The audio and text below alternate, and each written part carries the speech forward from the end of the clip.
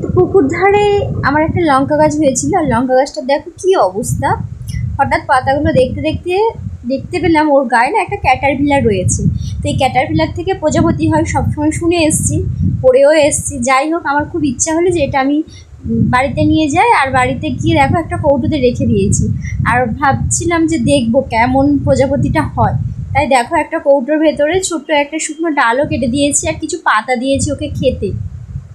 তো বেশ কিছুদিন যাওয়ার পরে দেখছি শুকনো ডালটা যেটা দিয়েছি তার উপরে কিছু পড়েনি, কৌটোর গায়ে না একটা মুখ দিয়ে লালা বার করছে আর নিজেকে পুরো ঢেকে দিচ্ছে।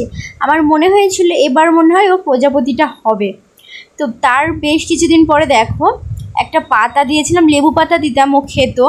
লেবু পাতার ভেতরে খুব সুন্দর দেখো ছোট্ট বেবি মতো যেন হয়েছে।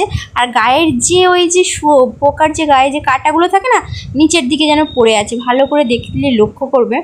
আমি আর তারপরে ওর কিছু করিনি, যে ওরকমই থাক। তারপরে বেশ কিছুদিন পরে আমি দেখবো কেমন হয়।